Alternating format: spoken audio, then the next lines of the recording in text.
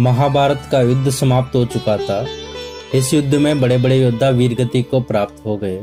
कौरवों का विनाश हुआ, साथ में पांडवों का भी सब कुछ तबाह हो गया। पांडवों के सभी पुत्र इस युद्ध में मारे गए।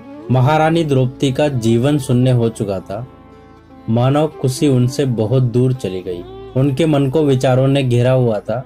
द्रौपदी भगवान श्री कृष्ण से कहती है, आपने कहा था गोविंद, यह युद्ध अनेक बलिदान लेगा, मेरे सारे पुत्रों का बलिदान देना होगा, ऐसा तो मैंने नहीं सोचा। भगवान श्री कृष्ण बोले, हमें दुख है सखी, हमने ये युद्ध किया। द्रौपदी बोली, क्या उत्तर दो गोविंद, हृदय की पीड़ा कल्पना में कम और भोगने में अधिक, किंतु हृदय की पीड़ा कल्पना में कम प्रतीत होती है, किंतु जब वास्तव में सामने आती है तो सहन करने की सीमा से बाहर चली जाती है। संसार में कोई सुख दिखाई नहीं देता।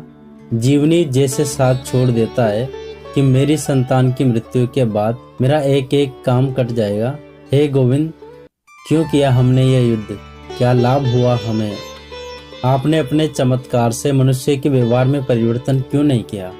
सबको धर्म का मार्ग दिखाया होता। भगवान श्री कृष्ण बोले, चमत्कार से मनुष्य की आत्मा में परिवर्तन नहीं होता।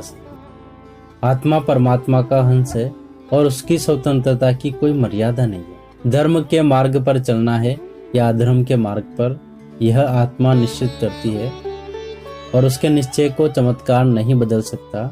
हे सखी, मनुष्य कर्म करने में स्वतंत्र है, परंतु वह बुद्धिपूर्वक विचार नहीं करता और ना ही धर्म का विचार करता है, ना धर्म का विचार करता है। वास्तव में वह अपने से अधिक शक्तिमान का सत्ता स्थान पर बैठे व्यक्ति का अनुकरण करता है। पिता का अनुकरण पुत्र करता है, गुरु का अनुकरण शिष्य करता है, राजा का अनुकरण उसकी प्रजा करती है। यही कारण है जब राजाओं का अधर्म बढ़ता है तो उनकी प्रजा में भी अधर्म तीव्र गति से बढ़ता है। यह ऐसा ही समय था सखी, जब सुख संपत्ति सीमाओं की भयानक लालसाई थी। राजाओं के मन में समस्या और क्या के स्थान पर भोग और वासनाओं का महत्व अधिक था, और जब प्रजा अपने ही राजा को अधर्म करता हुआ देखती तो स्वयं ही अधर्म के मार्ग पर निकल पड़ती। विचार करो सखी, मगध, तारु, कुरु, गंधार, पांचाल, प्रगद, छेदी आदि बड़े बड़े राजाओं में कौन सा राजा था जो धर्म का अनुकरण कर रहा था, जो अपनी प्रजा के लिए धर्म का प्रमाण बन सकता था? एक भी नहीं। द्रौपदी बोली, इतना विध्वंस क्यों गोविंद, क्या कोई अन्य मार्ग नहीं था? तब भगवान श्री कृष्ण बोले, नहीं सकी, ऐसी बात का तो दुख है। जिस वृक्ष पर कड़वे फल लगते हो उसे उखाड़कर मधुर फल वाला वृक्ष लगाना पड़ता है। उसी वृक्ष को अधिक खाद पानी देने से या उसकी टहनियों को काट छाट करने से फल मधुर नहीं हो जाते।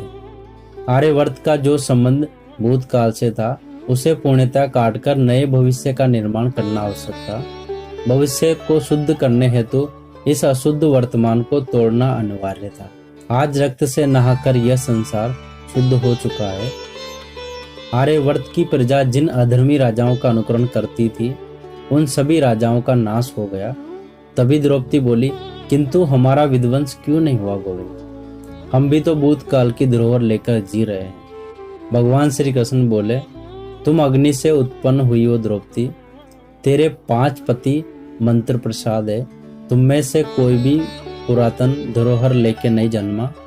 ईश्वर ने तुम्हें दिव्य जन्म इसी कारण से दिया था कि तुम संसार की नई व्यवस्था निर्मित कर सको। भ्राता युधिष्ठिर संसार को न्याय और धर्म का लाभ जरूर देंगे, और जो उत्तराधिकारी जो उत्तरा के गर्भ में पल रहा है, समय ने उसे पहले ही मारकर उसे जीवन दान दे दिया, अर्थात उसका शुद्धिकरण भी हो गया।